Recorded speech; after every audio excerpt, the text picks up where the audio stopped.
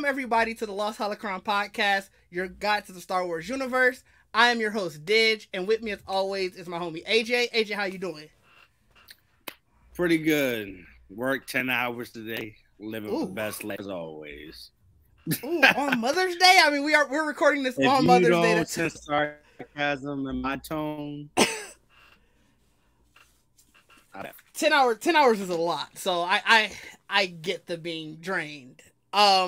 But we're going to talk about some fun stuff today. 10 hours. There you go. 10 and a half? That's a lot. Well, we'll talk about some fun stuff today. We're going to get into the second half of our Star Wars Celebration conversation. I know we still have to talk about the Dave Filoni movie, wrapping up all of The Mandalorian, Ahsoka, Book of Boba Fett, and more, as well as what the future holds with Rey.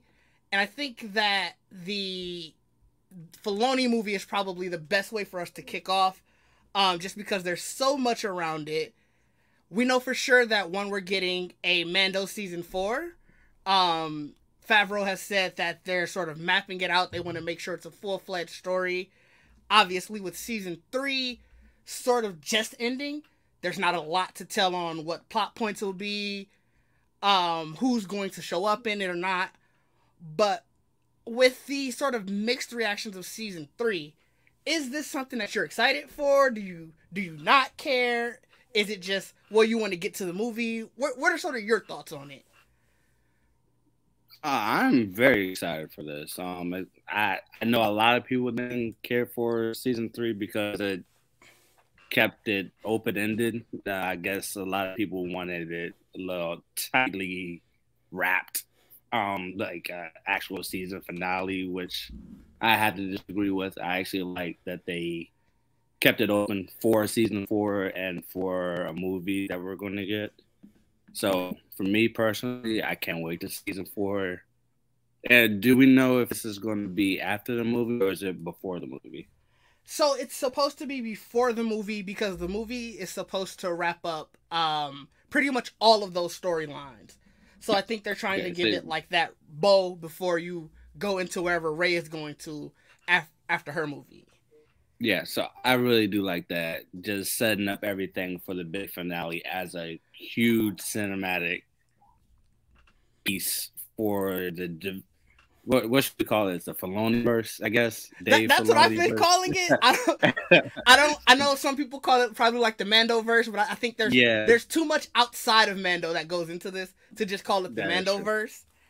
But yeah, I think the Feloniverse, the Favreauverse, whatever you want to call it, there seem to be gearing up to something that's gonna be great. Like I saw very recently that Dave Filoni said that Thrawn has to be the big bad of that movie. Mm-hmm. So while we've been getting hints of him in season 3, we know that he's showing up at least in some form in Ahsoka. We can expect that he might show up in Mando season 4. It's all culminating into something that's going to be great, and I'm super excited for that. I'm with you. Go ahead. I have a quote. Perfect. When you're talking, I literally just tweeted this like 2 days ago, so it was easy to find. So basically, it said when Timothy Zahn wrote "Heir to the Empire," Thrawn became this very iconic villain, which is true. Yes. Because he was different than anything we've seen before, which is also true. He wasn't wearing any helmet, lightsaber wielding bad guy, as you know. There's a lot of pull to make the character that are like Vader because it is so iconic. So this is perfect. I like the way Dave Filoni like phrased the way he said it about Thrawn, because Thrawn is probably one of the most brilliant characters in Star Wars that doesn't rely on lightsabers or anything political or anything. He's just a pure tactician and military arts, which is probably the most dangerous thing you can have in Star Wars, especially the way his mind works. The way he like plans out things, you can just feel that he's like outside of that battlefield, and then he can just plan everything according to that. Yeah. So he is a very dangerous character, and I put this on Twitter and I said that potentially he could be an even better villain than Vader, live action wise. And that's a tough call. That I know that's a hot take, but I gotta say, Thrawn as a villain, or I shouldn't even say a villain, as an antagonist, just gets me so excited, especially when you first heard the name Thrawn in season 2 when Ahsoka appeared, when she said, "Where is Thrawn?" It just felt good hearing that name, and felt even better hearing about Ahsoka as well. So yeah, I'm definitely excited for what's to come with the Feloniverse. I'm officially calling it the official. Okay, we'll go on record. We're gonna call it the Feloniverse. Argue with us in the comments if you disagree, but I think you're right. I think that's a very hot take to say that he has the potential to be a better antagonist than Vader. I think a lot of people will have a lot to say about that. So I'm really curious how that goes across. But in terms of the impact that he can make, like I said, I think you're right, because it is almost nothing that we've seen before in Star Wars. He was spot on when you think of all of the big bads that they try to make iconic. It's always tied around the Sith and the Force, the dark side of the Force. Whereas this is purely on, I'm just a tactician that is going to outthink you and going to win that way. I'm not in it for just the pursuit of power. Well, in a way, yes. Obviously, the Empire wants the power and everything, but I'm not into it for the pursuit of personal power. I've sort of bought into this machine, and I think that this machine is the way to go for the galaxy. So I'm really curious if it goes the route of the Heir to the Empire, the books. I obviously, in terms of using that in the Ahsoka trailer, I think it was intentional. So I want to know what elements are going to come from it, because that book, just knowing that book is getting adapted in some way, is really exciting. And I'm curious to see what parts of that pop up in Mandalorian Season 4, if any. If they're going to just tie that directly to the Ahsoka show, and Mando comes in a different way, or if it's Mando's affected, Ahsoka's affected. There's rumors of a Book of Boba Fett Season 2, if Boba's affected. What ties into that going into this movie? Yeah, the way I see it is that we probably won't get Thrawn. Well, I shouldn't say that. I'll say it like this: we'll probably get Thrawn at the end of the Ahsoka series. We will not get him in the middle of it or at the beginning of that series. I think the whole journey of Ahsoka is to find Thrawn, and she does find Thrawn within that. And I guarantee you that will be the last episode that she finds Thrawn, and that will lead into season 4, where Thrawn is not protagonist, but an antagonist of that series, and that leads up into the movie. So sort of like how we got Moff Gideon, where he wasn't just a single season bad of Mandalorian. He was multiple seasons. I guarantee you that. I guarantee you that. What is it? Season 4 of Mandalorian will be like an Empire Strikes Back, where nothing goes right for the heroes. Especially since the Star Wars thing is that everything rhymes type of crap. I never care for that, but I feel like that's what this is leading up to. So nothing will go in the way that the protagonist wants it to until we get into that movie. So just to show off how brilliant Thrawn is within the Ahsoka series and Mandalorian season 4, and especially to get how missing he is compared to Moff Gideon, which is something I really like to see, and that would be a good comparison to have as well, getting into the Filoni movie. Yeah, I think you bring up a good point of tying it almost to how the original trilogy, that's sort of the gist I got out of it, is you can make it sort of a trilogy without it being a trilogy. You have whatever happens in Mando season 4, whatever happens in Ahsoka, sort of those be like your lead up, and then all of the culmination is the movie. And I think doing it that way is smart, because Star Wars is so tied into, at least in movies, is so tied to trilogies. Yeah. Sort of trying to bring in more aspects of different parts of media would be cool, because I know like that's something that DC is saying that they're gonna do with their new DC universe, but just sort of showing that, well, movie isn't the only thing you need to worry about. We got you covered on all bases. So I think that was something that would be super cool. And then you always get the feeling of when you see TV shows like, man, I'd love to see this character on the big screen. I'd love to see that character on the big screen. So it'd be cool to see like Mando, who we come around to really love, to be like, man, I want to see him get his just due on the big screen. What is he gonna do with that? So I'm fully on board with that. I think that's something that would be interesting. And I was just looking up the quote too, just some of the things that they were also talking about in the article with it. Skeleton Crew isn't going to be any tied to any of that, is it? Because like that's one of the things I don't know if they're just talking about just the different projects, but they made sure in the article that I'm reading to bring up the Skeleton Crew too. Like that's not tied to this whole. I don't actually know fully what's going on with Skeleton Crew. I'm pretty sure this is a total guess on my end. I'm pretty sure Skeleton Crew will dive a little bit more into the Grogu's past, the 66 thing, where some of the Padawans escape and stuff like that. I could be totally wrong on that end, because I haven't really heard much about Skeleton Crew really. Only that Jude Law was in it. I think it was Jude Law. Yeah, Jude Law's in it. And then the other thing I heard, and I think I heard it yesterday watching hockey of all things, Jaleel White's gonna be in it. Urkel, if you don't know, some people, a lot of people may not know Jaleel. Well, no, I'm sure you do, but for anyone who is listening and is like, who the hell is Jaleel White? That's Urkel. Like I said, yeah, watching hockey. Family matters, baby. Family matters. Right.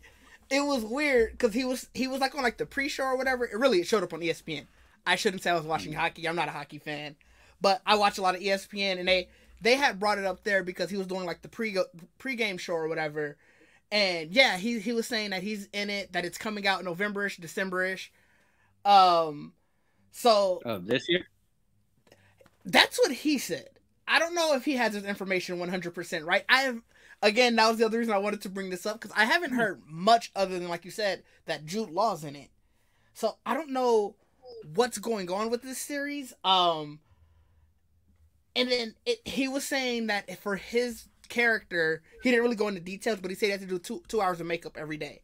So I'm assuming he's playing some type of alien. Which makes me still, what the hell is going on with this show? He could just be a background character, as far as we know. That's also true. Yeah, he didn't say necessarily that he has like a starring role or anything. He just said that he's going to be in it. Let me see if I can. Everything I see so far is just saying 2023. Okay. And we still just have the basic synopsis of the 4 kids who end up on an adventure after being lost in the galaxy.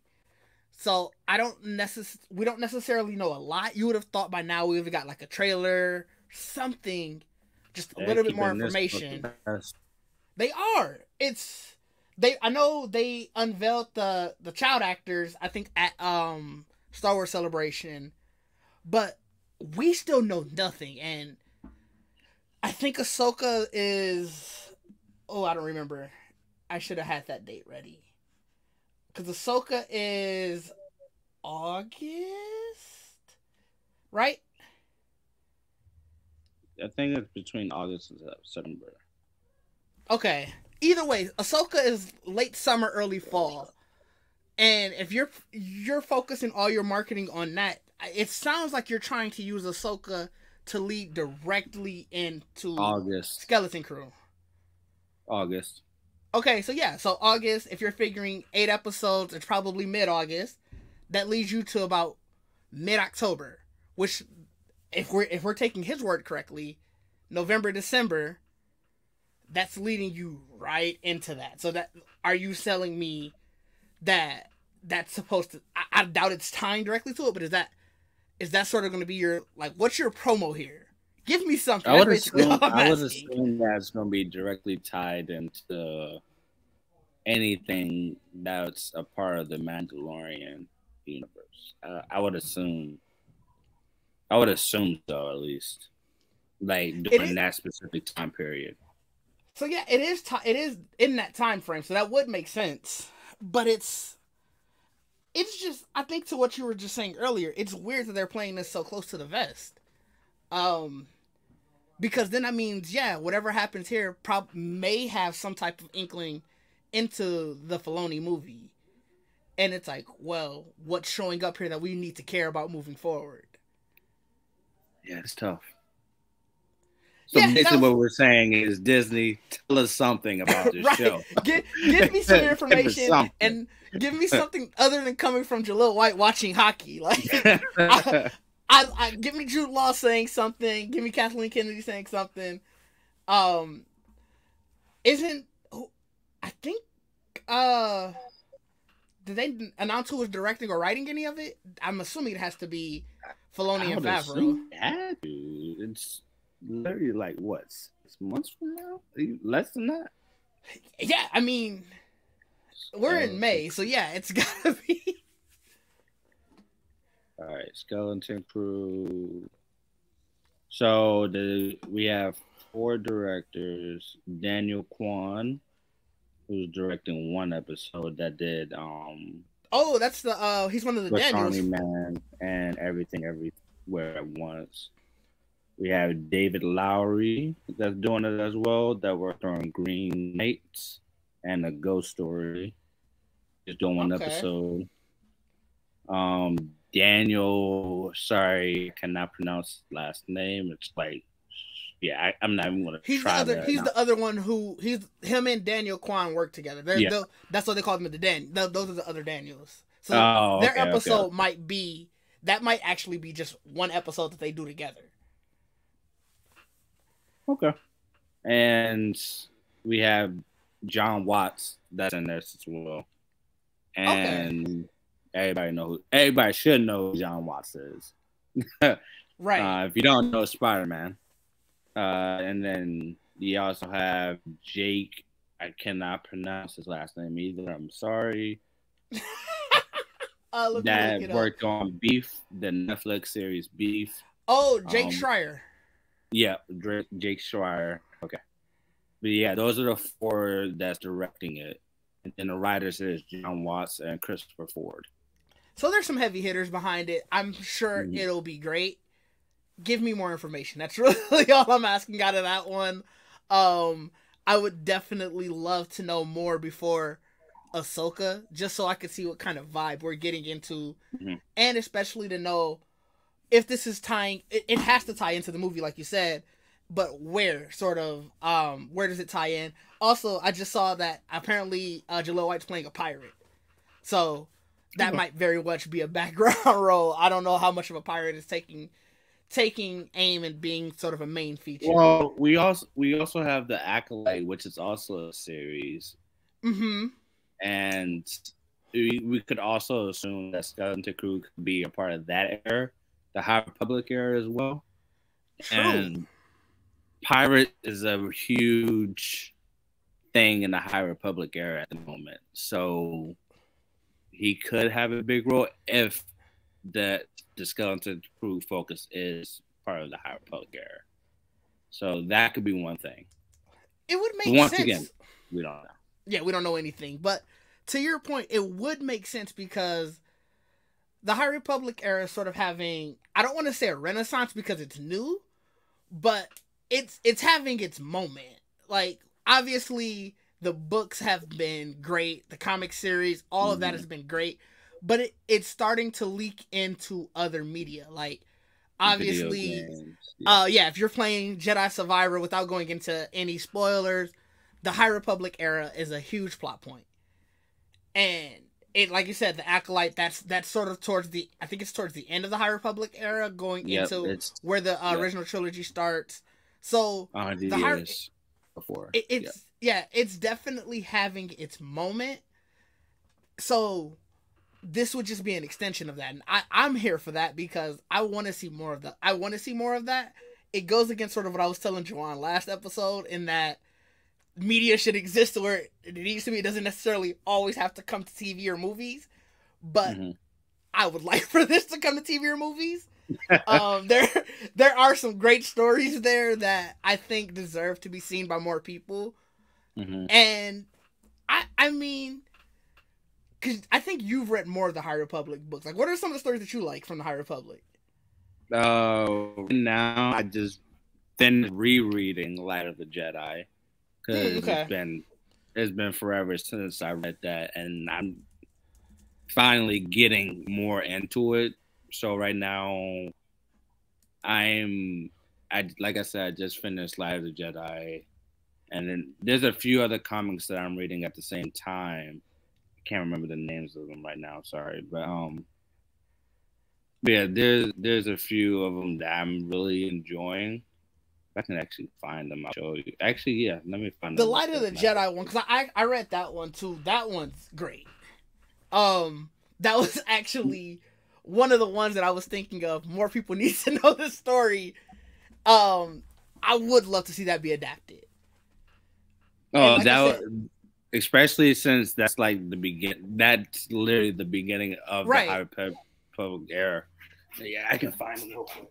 So basically, yeah, I just finished the Light of the Jedi. Ooh, you have really good. Yes, it's amazing.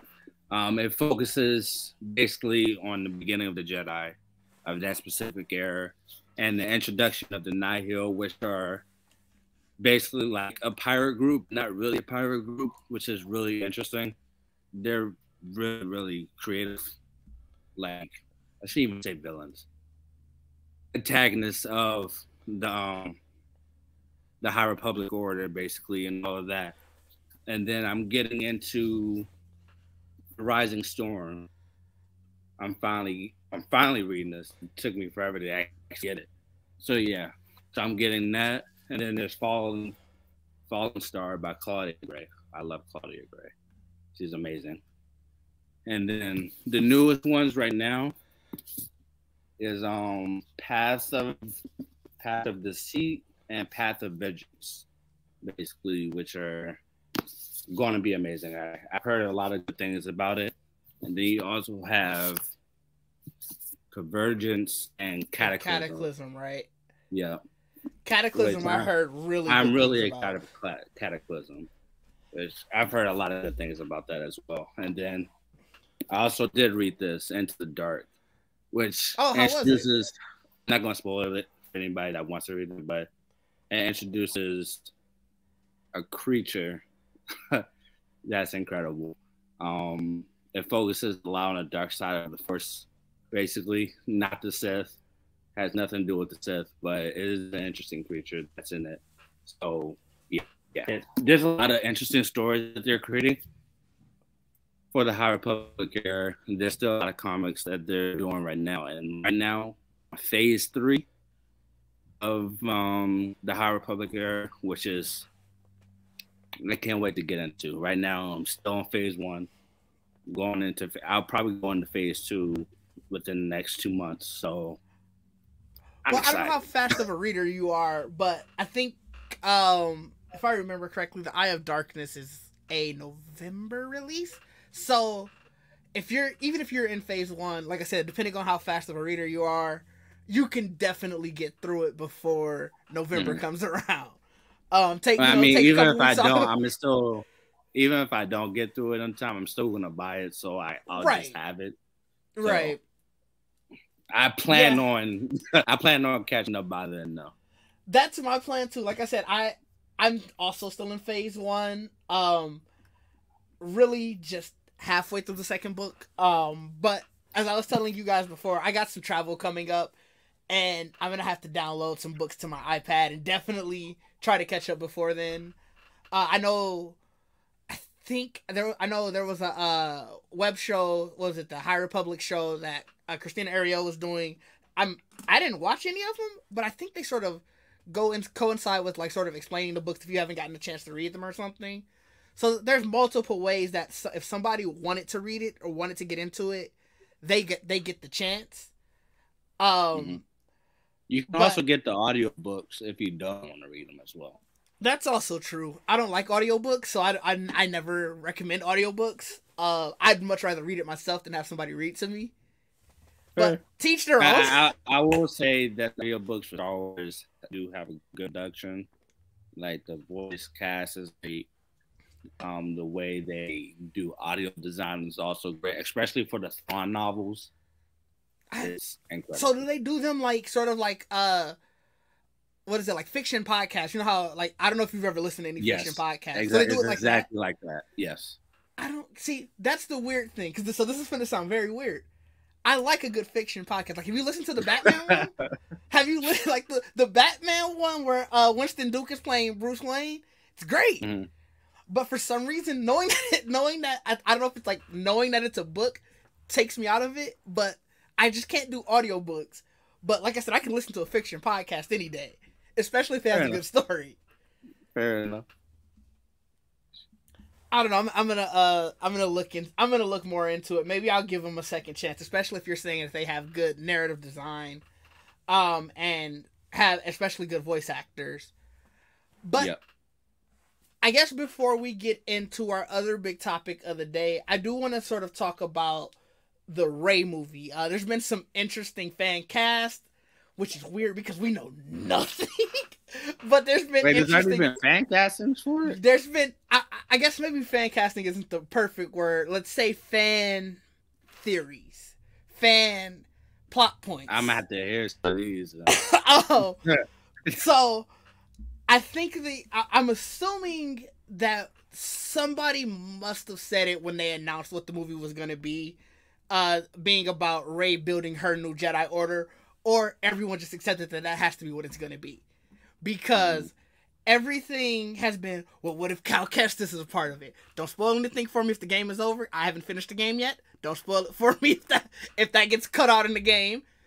What if Cal Kestis is a part of it? Even if you think about, not really a spoiler, but if you think about the timeline, Cal would be like 8.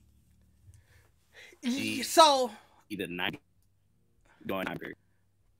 I don't think that they necessarily mean as a student. They better not have. I think they meant Cal Kestis as sort of another teacher. That's the only thing I can sort of think of with that. And crap, did I freeze or did you freeze? Oh, we're back. Okay, good. I'm glad I can edit this. Oh, you're frozen again. Let me see if that's mine. Hold on. It might be my internet. I'm going to switch. Nope, it's mine. I mean, like I said, I can obviously edit this. That's why I wanted to record and have it edit. All right, am I back? Yeah, I'm back. Okay.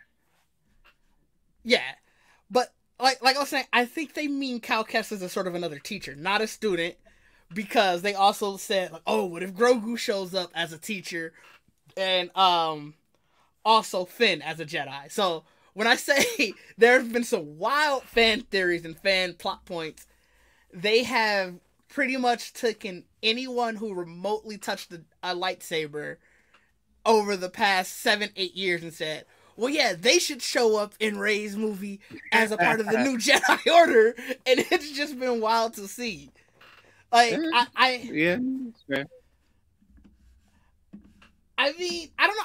I really didn't have much I wanted to talk about on this. I just sort of wanted to touch on the funny fan theories, because somebody's going to say something outlandish that's going to stick one day, and we're going to all be surprised. Well, I really don't want to spoil it, but I do have a theory on this, but I can't spoil it because it spoils the ending of the game? Yeah. It's a tough one. Because I want to know, and, well, you know... Oh, no, you haven't. Well, no, I can talk about it a little bit, because you already know you already know the world of Tantalor, right? Yeah. Yeah. Okay. So we're yeah, fine. we'll throw a spoiler alert for anybody who hasn't played the game. I'll throw one of those up before this part just to let them know that there is a spoiler for parts of Jedi Survivor. Well, I'm not going to spoil it. So basically, someone might hear the name Tantalor and be like, "Yo, what is that? Okay, you spoiled it." Fair enough. I already said it. Right. But even if they haven't played the game, Tantalor might not even be a word that really resonates with anybody. Sure. So I'll just say this: the reason why there's a lot of fan theories right now surrounding this, the Rey Skywalker movie and Jedi Survivor's game is because the whole purpose of the game basically is to get to Tantalor. Right. I'll just say that, and the whole point of that is to have a safe haven from everybody else. But I guess I should just say this: if nobody watched Rise of Skywalker, spoiler alert, the Empire is done. The not the High Republic, but shit, what do they call them now? I forgot. The First Order. Not the New Republic. Yeah, First Order. There we go. The First Order is done. All of that's done. So there's a little fault in some of these fan theories that we'll go to Tantalor within the Rey Skywalker, because I don't see there being a point of it. So I'll say that I think the game was just trying to combine some of the High Republic stuff into this just to get new fans into the High Republic. So I don't think within the Rey Skywalker movie we'll get anything that's related to High Republic stuff like that. I think, at least. I mean, I would be shocked, to be honest. I think they're gonna sort of try to chart a completely new path with it. Mm-hmm. I think also that movie is at least 3-4 years away. So, yeah, to be honest, honestly, I don't think it's going to be made. Oh, wow! I don't think it's going to be made. Why? I'm curious about that now. Okay, so right now, is at this point in time where they're testing out everything. So they've given us a lot of things, the errors right now. So they gave us this timeline that we got the High Republic era, the new Old Republic era. What is it? The Dawn of the Jedi. Dawn of the Jedi and all of that. So they I don't know give what us they're that calling the timeline Skywalker era. I don't think did they? They probably have. But I can't remember it. I can't. But yeah, they give us that timeline. They did say they were getting a Skywalker movie. I'll say that, but I guarantee you, if the Acolyte is a successful hit, if anything High Republic era is a successful hit, I guarantee you that Rey Skywalker movie is not going to happen. I think they're going to focus on the High Republic era for the TV shows and movies if it's a big successful hit. I'll say that. Especially with all of the, I'm not going to hate a lot of the dislike. I'll say dislike. I won't say, for the Rey Skywalker era type of moments. People aren't a fan of it right now. If anything, the numbers are going towards the High Republic era, which I have big faith in. And if people see a lot more of that, I don't think the Rey Skywalker movie is going to be touched. That's what I think, at least.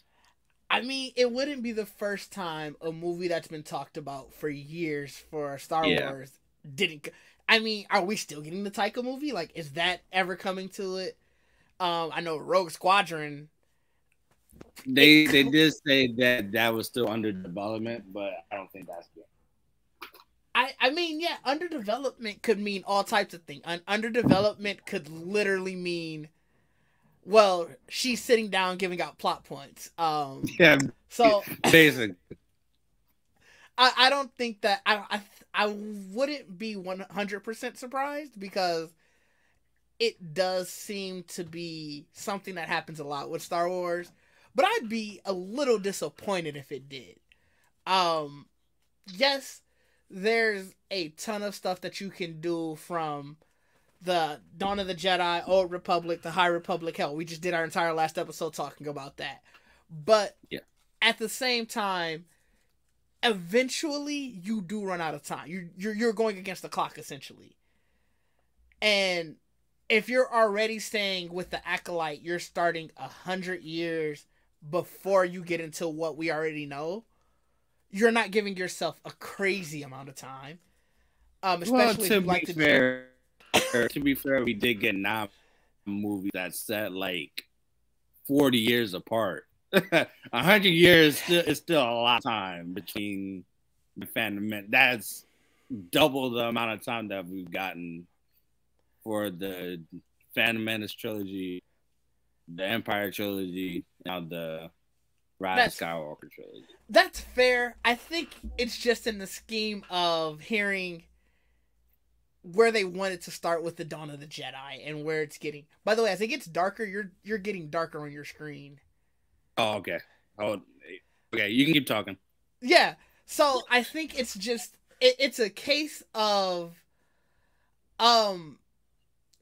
I don't want to get to a point where we're like, all right, well, we're back right where we started because yes, the Acolyte is something that's 100 years, and yes, you're right.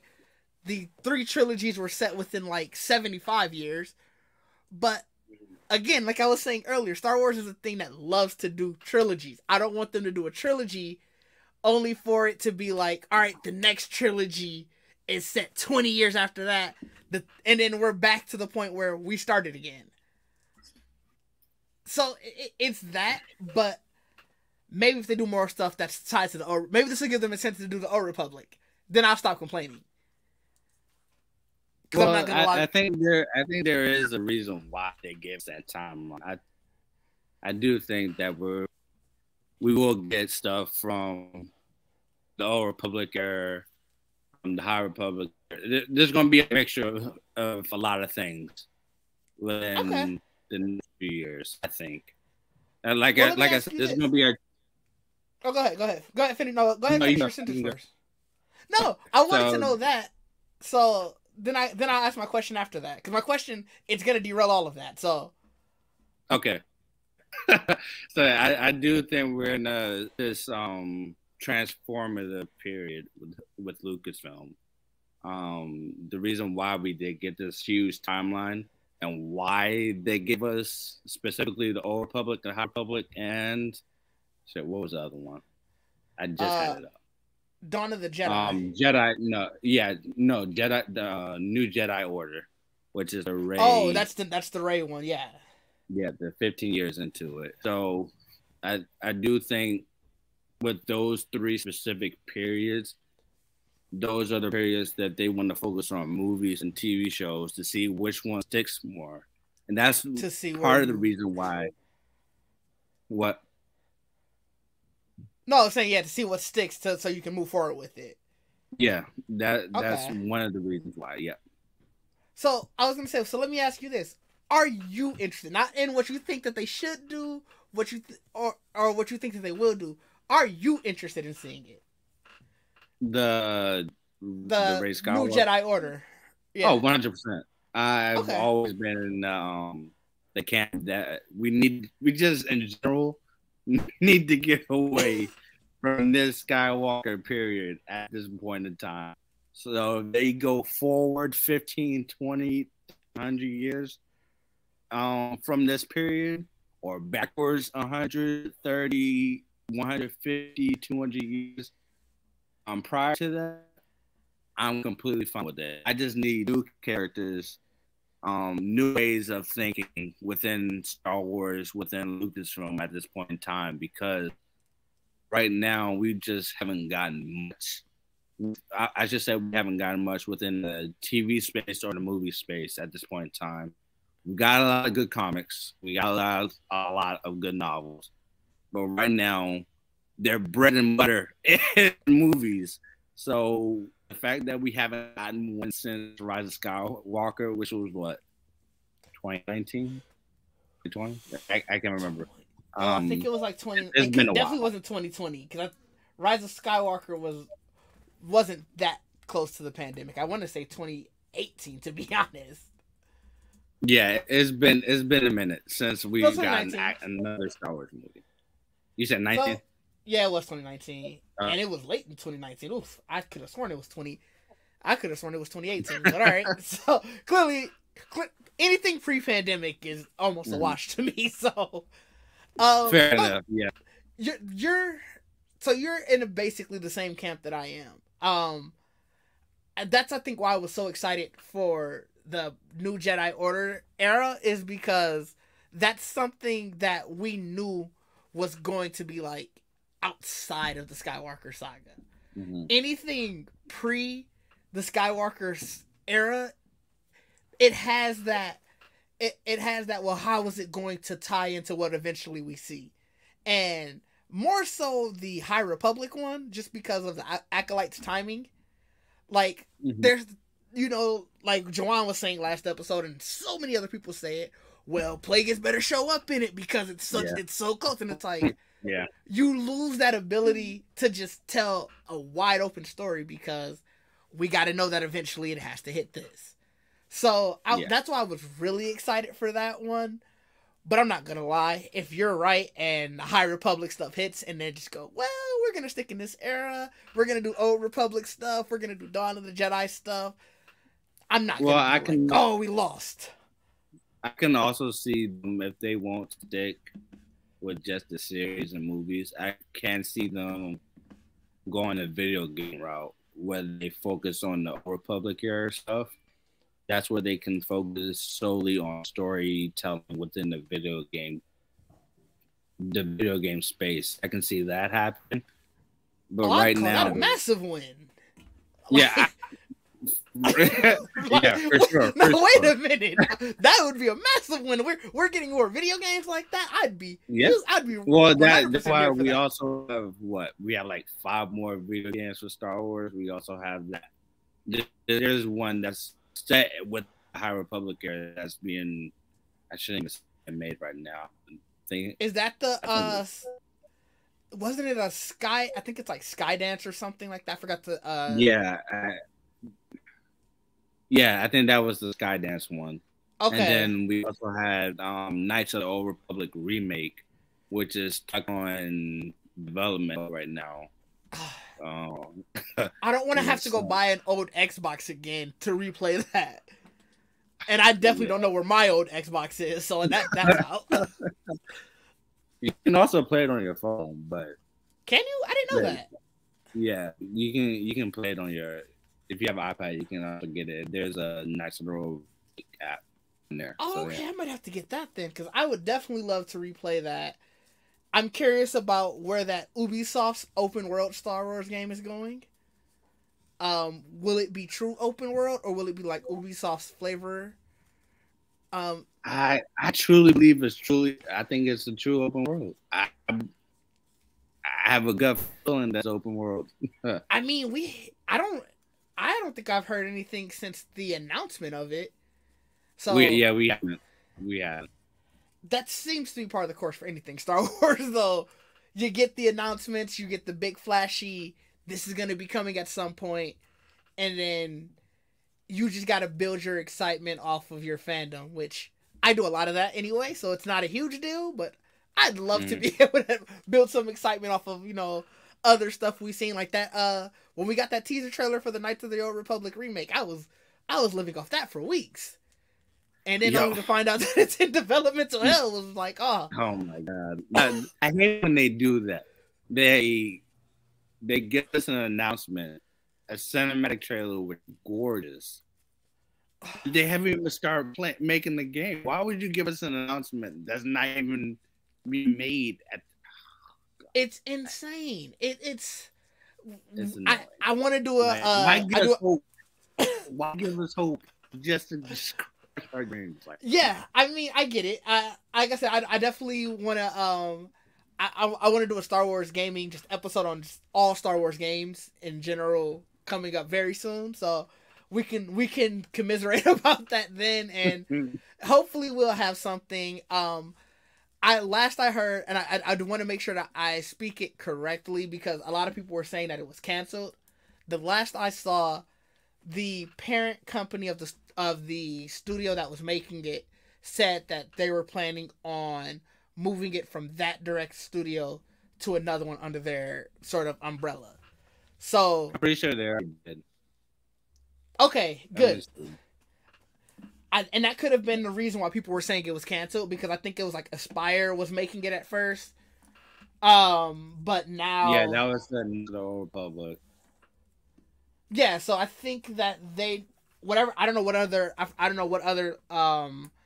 other studios they have under that umbrella, but they're supposed to be...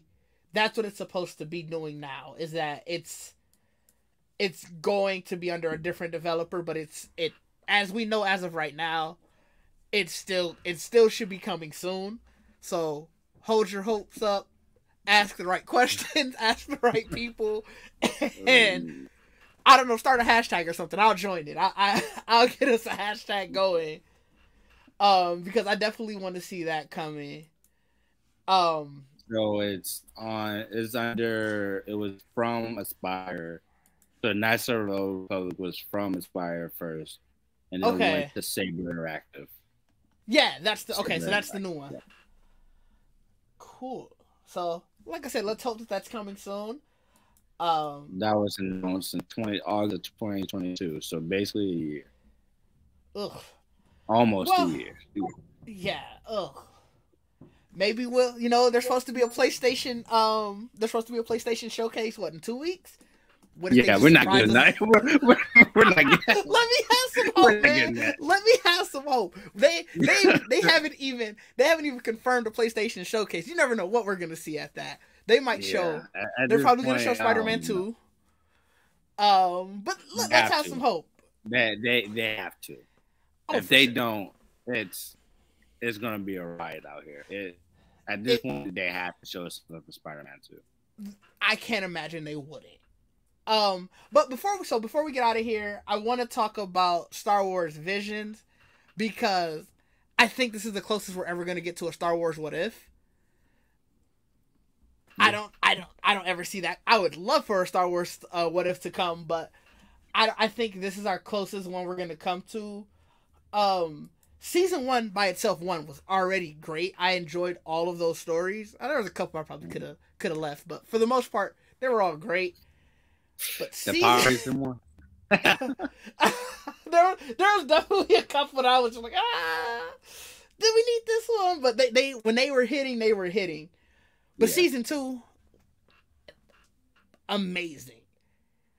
That first episode, like it came out the gate hitting crazy with that Sith episode. Like that episode was so fire.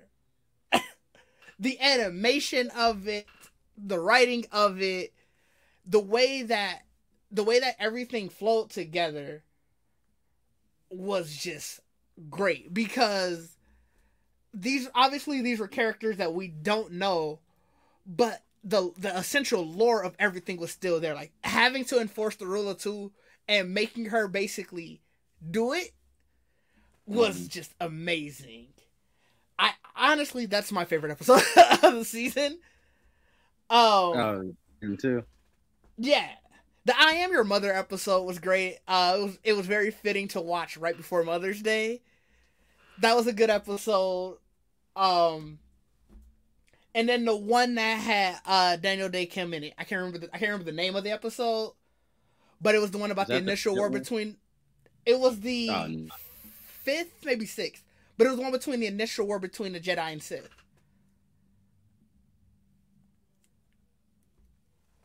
Was that? I can't remember. Hold on. That was the one. It had the monk, the little monk. Oh, Journey to the Dark. Was it Journey to the Dark? Yeah, Journey to the Dark Head. That's what it's called. That was another good episode. Like I said, this season, every episode hit for me. Like I said, Looking at last season, there were a couple where I was like, did I necessarily need it? Every episode this season hit for me. I can't wait. I think it already got confirmed for season 3, so I already can't wait for that. But yeah, as soon as that last episode happened, it was like confirmed season 3. Yeah. So this is something that I think they're doing amazing with. I don't know what episodes hit for you the best. I know I dominated that by going through my list. Yeah. My favorite was none of the ones that you listed. Really? My favorite one was actually the last episode of season 2. It's called, I can't pronounce her name. Save my life. Oh, I know which one you're talking about. Yeah. The Owl song, I really love that, especially within. I just finished Lights of the Jedi, and one of the main things that they talked about that is how different Jedi perceive the Force. So basically, some Jedi perceive the Force as like a song, some see that as like a volcano. So there's different things like that, and within that the Owl song episode, we specifically see Owl's way of seeing the Force is a song, and I really love that. And I really love that thing, especially the way that how pure she is within the Force is like. It's really hard to actually like make a kyber crystal pure again, and she did that with thousands of kyber crystals, which is. It just shows how strong in the Force she is, and how pure she is within the Force as well. So I really love that episode, and all the episodes prior to that were incredible. I love how a lot of the episodes focus on the Jedi and the Sith and stuff like that.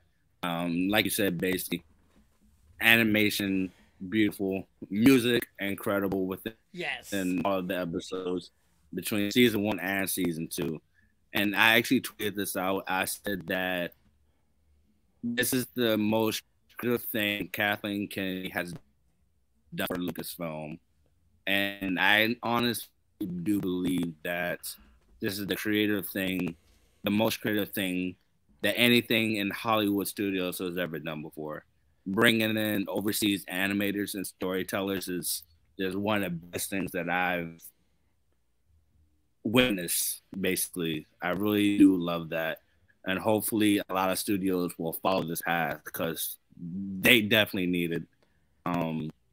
So this is why I love Kathleen Kennedy, but also pissed with her because she's just doing terrible within the movie base, which is annoying because she is a smart producer and not a lot of people give her credit for that.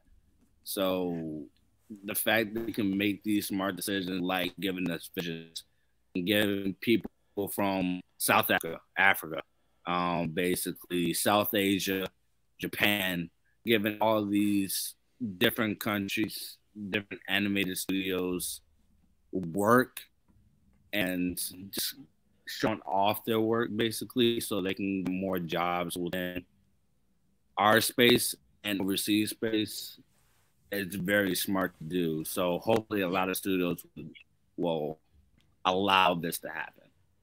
Well, yeah, I think to touch on that, what's great about Visions is it takes everything from it's essentially like a Black Mirror or Love, Death and Robots or I think it's like Oat Studios, where you have all of these unattached stories that are just told, and you can focus on this between 10 to 30 minutes, whatever.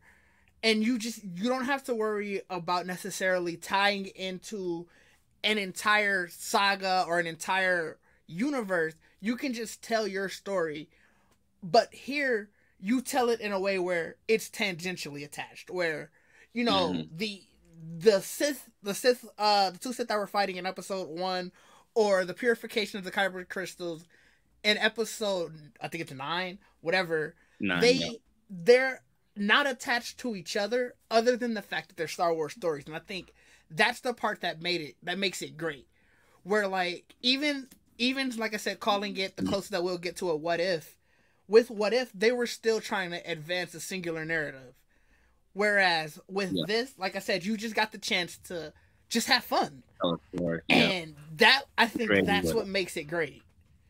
Mm-hmm. I forgot all about episode 2. The one with the ghost. That episode was crazy. Yes. Like, finding out that the ghost was just like that was crazy. That was a crazy episode. So I like I said, I can't speak enough about how much I love Visions, just because, to what you were saying, they got the chance to just be creative. And I don't know what kind of notes they gave them, but I hope that it was minimal, and I hope that more people just get those same notes. Because... There we go. Oh, did you lose? I didn't know I lost you for a second. I thought on my screen it just looked like you were... On my screen it just looked like you were just listening. But no, I hope that, like I said, that they got the chance to just have fun with it. And I agree with you. I hope that more studios take advantage of it. I know that they're hitting a lot of stuff. Like, I know one of the studios that they hit this time was the what is it, like, the art, I can't pronounce it, but it's the black owned anime studio in Japan. So that was really cool to see. So I'm just gonna close out because I can't remember where I left off, but I know after that, whatever I was saying, I know after that I was gonna close this out. So yeah, we'll just jump to that. So yeah, I think we both said it, that Visions was great for both of us. I really think that across the board, a lot of people enjoyed it. So I'm really happy about that, because I think that just means we'll continue to get more stories like that. Like we said, we already know that there's going to be a season 3 coming. I'm hoping for a season 4, 5, 6. Let's get on LeBron with the Heat status and just keep counting them up. But yeah, I think that's all I got for today. AJ, did you have anything that you wanted to jump in? Oh God, I think you're frozen.